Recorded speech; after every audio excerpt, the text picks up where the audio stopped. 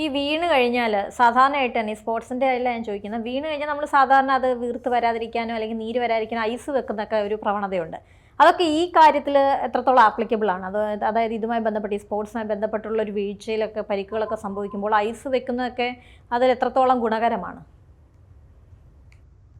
നമുക്ക് ഈ ഇഞ്ചുറി എവിടെ പറ്റും? ഈ ഇഞ്ചുറി സാധാരണ ഇഞ്ചുറീസ് സംഭവിക്കുന്നത് ഒരു ഫീൽഡിലോ അല്ലെങ്കിൽ ഒരു സ്പോർട്സ് കോംപ്ലക്സിലാണ്. ഈ സ്ഥലങ്ങളിൽ നമുക്കൊരു ഡോക്ടറിന് അടുത്ത് എത്താൻ എന്തായാലും കുറച്ച് സമയം എടുക്കും. അപ്പം എപ്പോഴും ആദ്യം ചെയ്യേണ്ട കാര്യം ഫസ്റ്റ് എയ്ഡ് ആണ്. ഒരു ഫസ്റ്റ് എയ്ഡ് എന്ന് പറയുമ്പോൾ നമ്മൾ ഓർക്കേണ്ട ഒരു ബേസിക് സാധനമാണ് റൈസ് എന്ന് പറയും. RICE, rice. റൈസ് എന്ന് പറഞ്ഞാൽ R is for rest. R എന്ന് വെച്ചാൽ റെസ്റ്റ്. I എന്ന് വെച്ചാൽ ഐസ് വെച്ച് കൊടുക്കുക. C എന്ന് വെച്ചാൽ കംപ്രഷൻ, അതായത് എന്തെങ്കിലും ബാൻഡേജ് വെച്ച് കെട്ടിക്കൊടുക്കുക. E എന്ന് വെച്ചാൽ എലിവേഷൻ, ആ ഭാഗം പൊക്കി വെക്കുക. അതായത് നമുക്കൊരു പരിക്ക് പറ്റിയാൽ ഫസ്റ്റ് എയ്ഡ് ആയത് നമ്മൾ ആദ്യം ചെയ്യേണ്ട ഫസ്റ്റ് എയ്ഡ് ആയിട്ട് ആ പർട്ടിക്കുലർ ഏരിയ അല്ലെങ്കിൽ ആ പർട്ടിക്കുലർ ജോയിന്റ് നമ്മൾ എന്തെങ്കിലും ഒരു ബെൽറ്റ് വെച്ചിട്ട് എന്തെങ്കിലും സാധനം വെച്ചാൽ അതിനെ റെസ്റ്റ് കൊടുക്കുക. പിന്നെ നമ്മൾ ആ ഭാഗത്ത് നീരുള്ള ഭാഗത്ത് ഐസ് വെച്ച് കൊടുക്കുക. എന്തിനാ ഐസ് വെക്കുന്നതെന്ന് വെച്ചാൽ നീര് ഓവറായിട്ട് വരാതിരിക്കാനും പിന്നെ എന്തെങ്കിലും ബ്ലീഡിങ് ഉണ്ടെങ്കിൽ ബ്ലീഡിങ് ഒക്കെ ഒന്ന് സ്റ്റോപ്പ് ആവാനും. പിന്നെ അടുത്തതാണ് നമ്മൾ എന്തെങ്കിലും ബാൻഡേജ് ചുറ്റി കൊടുക്കുക. ബാൻഡേജ് ചുറ്റുമ്പം ആ ഒരു പ്രഷർ എഫക്റ്റ്, ചെറിയൊരു പ്രഷർ എഫക്റ്റ് അവിടെ വരും, നീര് കൂടാതിരിക്കാൻ. പിന്നെ ആ ഭാഗം പൊക്കി വെക്കുക. ഹാർട്ടിന്ന് കുറച്ച് പൊക്കി വെച്ച് കഴിഞ്ഞാൽ ആ നീരെല്ലാം കൂടെ ഹാർട്ടിലേക്ക് ഇറങ്ങിപ്പോകും. ഇതാണ് 4 കാര്യങ്ങൾ മെയിനായിട്ട് ചെയ്യേണ്ടത്. ഇത് ഫസ്റ്റ് എയ്ഡ് മാത്രമാണ്.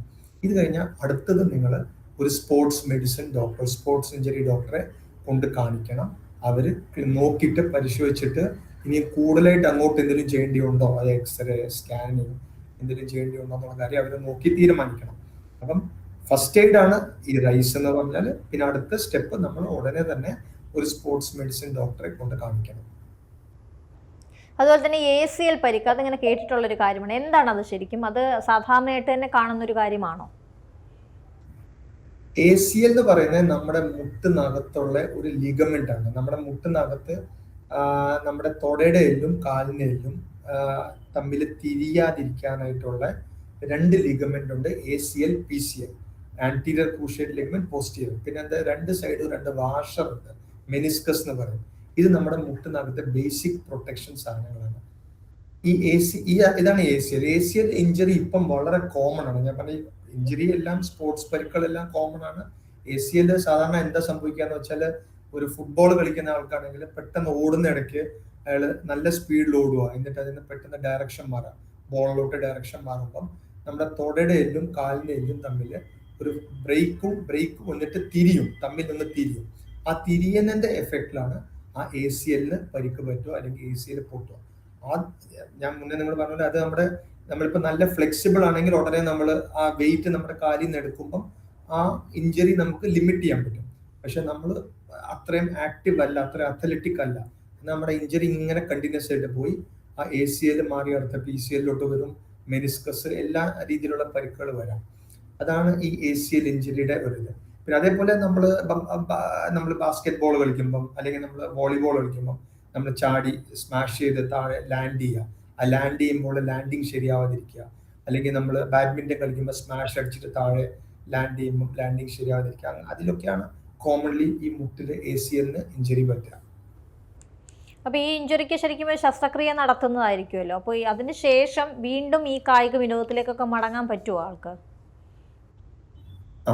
ഇതില് പ്രധാനമായിട്ട് നിങ്ങൾ മനസ്സിലാക്കേണ്ട ഒരു കാര്യം, സ്പോർട്സ് ഇഞ്ചുറീസ് ഒരു പ്രത്യേകത എന്താന്ന് നമ്മൾ എപ്പോഴും പറയണം. സാധാരണ എന്താണ് സ്പോർട്സ് ഇഞ്ചുറീസ് എന്ന് പറഞ്ഞിട്ട് ആൾക്കാർ ഇത്രയും സംഭവമായിട്ട് പറയുന്നത്? സ്പോർട്സ് ഇഞ്ചുറീസ് നടക്കുന്ന ഒരു 70% ആൾക്കാർ ഒരു നല്ല ആക്റ്റീവായിട്ടുള്ള ആൾക്കാരായിരിക്കും, നല്ല ആക്ടിവിറ്റി ഉള്ള ആൾക്കാരായിരിക്കും. അവരുടെ ആഗ്രഹം, അവർ ഒരു OP വന്ന് പരിക്ക് കാണിക്കാൻ വരുമ്പോൾ ആദ്യം ചോദിക്കുന്ന ചോദ്യം, എന്ന് എനിക്ക് ഫീൽഡിലേക്ക് തിരിച്ചിറങ്ങാൻ പറ്റും, എന്ന് തിരിച്ച് ആക്ടിവിറ്റിയിലേക്ക് ഇറങ്ങാൻ പറ്റും എന്നുള്ള ചോദ്യം.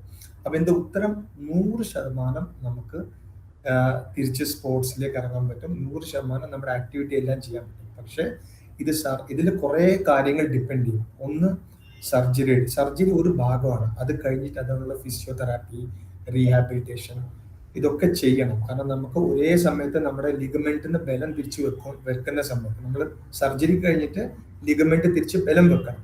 ആ സമയത്ത് അതേ സമയം നമ്മുടെ മസിൽസ് റെഡി ആവണം, മുട്ടിന്റെ മസിൽ, തൊടയുടെ മസിൽ ഇതെല്ലാം റെഡിയായി വരണം.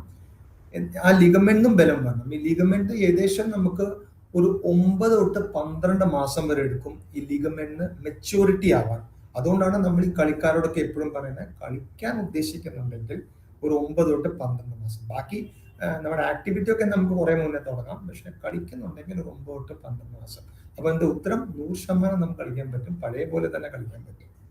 ഏറ്റവും പുതിയ വാർത്തകളും വിശേഷങ്ങളും വിരൽത്തുമ്പിലറിയാൻ സീ മലയാളം ന്യൂസ് എല്ലാ ഡിജിറ്റൽ പ്ലാറ്റ്ഫോമുകളിലും ലഭ്യം.